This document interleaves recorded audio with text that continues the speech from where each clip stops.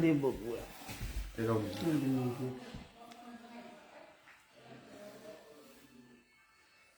नमस्कार, प्रणाम। और हम आप सबके भाई प्रमोद प्रेमी सबके बहुत बहुत धन्यवाद। आप सब इतना प्यार आशीर्वाद भाई के ऊपर देतनी और दे ही ले हमेशा। और कल देखी हमार गन्नायक फिल्म से एगो गाना होता ढोड़ी होला कई प्रकार के, जो बहुत ही प्यारा सॉन्ग, बहुत ही बड़ा सॉन्ग बा। तो आनंद शिवान सब लोग एक बार शेयर लगाई भाई लोग, हमार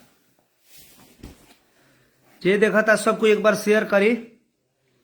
और हमार चैनल से जो वकल की गाना प्रमोद प्रेमी एंटरटेनमेंट से स्ट्राइक लोग मार के बंद करा दिले बा। हालांकि कोई बात ना, बहुत सारा चैनल से हमार गाना रिलीज बा, तो उससे कोनो फर्क नहीं है। फेक स्ट्राइक मार के अब भी ये काम बाचल रह गइल बा लोग। 10-12 गाना पर हमारा स्ट्राइक गइल बा कल। बढ़िया बा, स्ट्राइक मार के अगर तू खुश बड़ा तो उससे का हो जी तारा मारला। वो कंपनी के मैटर बा, कंपनी समझी, हमार का जाता। सब बंद ना करा दो,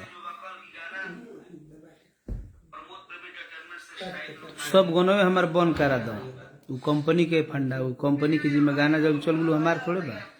तरफा बजत बा और जलनशील मत होखा लोग, सबके भोला रहल बात की आज तू लोग बाज तरह 10 साल से 8 साल से हमनियों को बाजत रही जा, हमनियों को बाजी ला जा।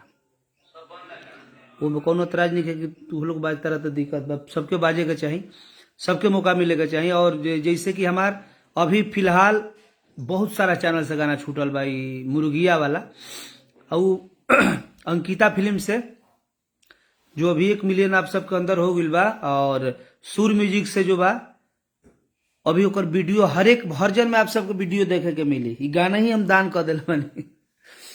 हम अपना ओर से नया साल में वो गाना सबके खातिर गिफ्ट दे दिल बानी। जे जितना बना ले, जे जितना चढ़ा ले, वो 70 चैनल पर रिलीज बा, 15 मिलियन व्यूज बा, सही बात बा। और जेकरा मनु चढ़ा सकता, इहो बात बा। हर एक वर्जन में वीडियो बनता। तभी सुर म्यूजिक से बहुत प्यारा वीडियो बनल बा। और अंकिता फिल्म पर जो चैनल भोजपुरी का बहुत बड़ा चैनल है, और सुर म्यूजिक भी बहुत बड़ा चैनल है। तो दोनों चैनल पर देखिए अलग अलग वर्जन के वीडियो बा। और जगदम्बा फिल्म पर भी बा। और कौन तार बा, डमरू फिल्म पर भी देखी बैठल बानी, वो वीडियो करा के बैठल बाड़े। सब लोग वीडियो करके चढ़ावे और नया साल में आनंद करी। सब लोग मस्त रहो, व्यस्त रहो। मुर्गिया खाली गाना बजाई, दूसर गाना ना बाजे का चाहिए। अरे व्यू सी पैसा लगा के थोड़े उठावे के भाई जा, ग्राउंड पर खाली बाजे के चाहिए और चर्चा में रहे के चाहिए। स्ट्राइक मार दो, सब गानवे हमारे बंद करा दो, उससे मतलब नहीं। अरे कलकारी तू करता रहा, हम लोग स्ट्राइक कौन मारे लगल यार। हमारे नहीं है ज्ञान कि हम 50 गो फेक बना के तार का मारी बाकी ना। मारला से का हो, क्योंकि बिगाड़ला से थोड़े बिगाड़े के ना चाहिए। बना दो, बिगाड़े के ना चाहिए। इतना लोग ज्ञान होकर चाहिए। संजय जी सबके दिल से प्रणाम। और हर एक गाना कल गन्नायक फिल्म से जो गाना बता, वो आग लगा दी गाना आपके सुनब तो। और 2 तारीख के गाना होता अंकिता फिल्म से मुर्गिया पकड़ाई मुखिया जी के बाग में, 2 तारीख छोटन मनीष के संग गीत हो। तो 2 तारीख आप सबको सुने के मिली। और एक से एक बढ़ के गाना आप सबके प्यार आशीर्वाद सुने के मिली। तो आप सबसे यही नहीं हो रहा बाकी सुर म्यूजिक पर जाई, वो में अलग वर्जन के बड़ा प्यारा वीडियो बा, हो देखी तो आगे बा।